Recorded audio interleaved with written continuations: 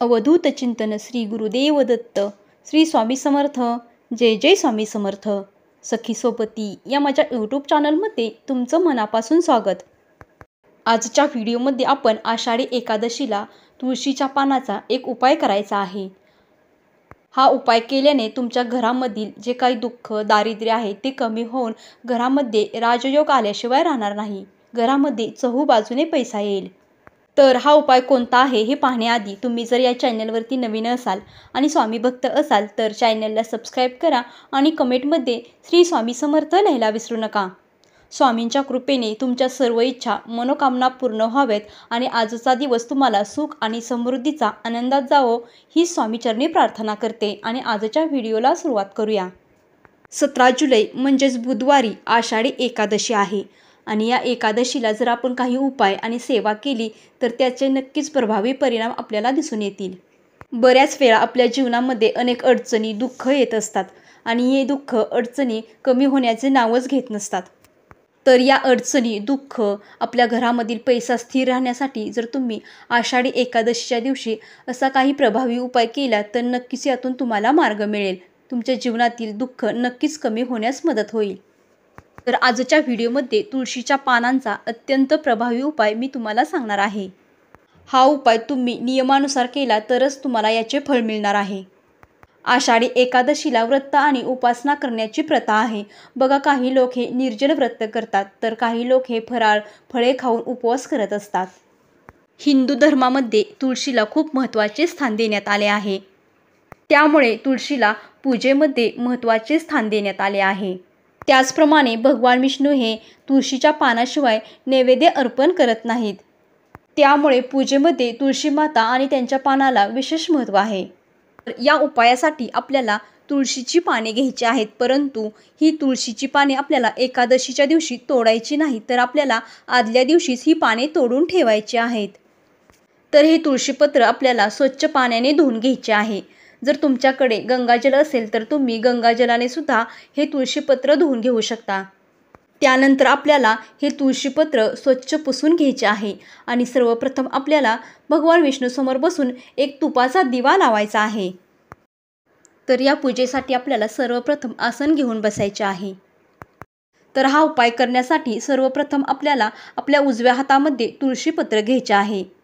तुम्ही जर 1000 वेळा तुळशीपत्र अर्पण करणार असाल तर तुम्ही 1000 वेळा भगवान विष्णूचे नाव घेऊन तुम्हाला हे तुळशीपत्र अर्पण करायचे आहे.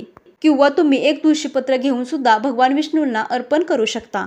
तर ही तुळशीपत्र अर्पण करताना आपल्या उजव्या हातामध्ये तुळशीपत्र घ्यायचे आहे आणि भगवान विष्णूला आपली जी काही इच्छा मनोकामना आहे, ज्या काही आपल्या अडचणी आहेत त्या बोलून दाखवायच्या आहेत.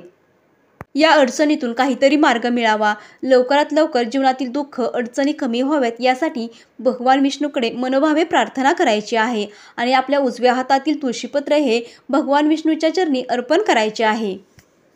तुम्ही जर 1000 तुळशीपत्रे भगवान विष्णूच्या चरणी अर्पण करणार असाल तर तुम्हाला 1000 नावे भगवान विष्णूची घेऊन हे तुळशीपत्र अर्पण करायचे आहे.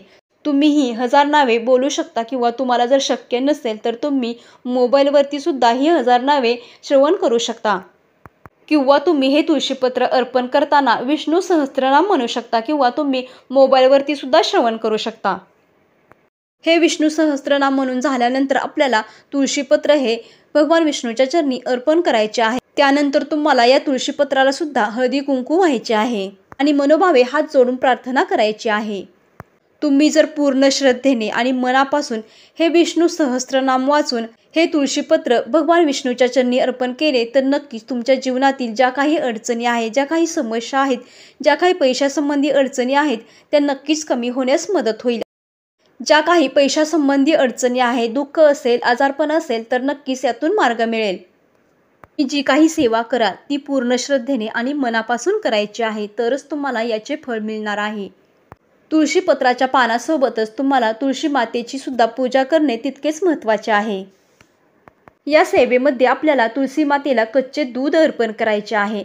या दुधामध्ये आपल्याला चिमूटभर हळद टाकायची आहे आणि हे दूध आपल्याला तुळशी मातेला अर्पण करायचे आहे.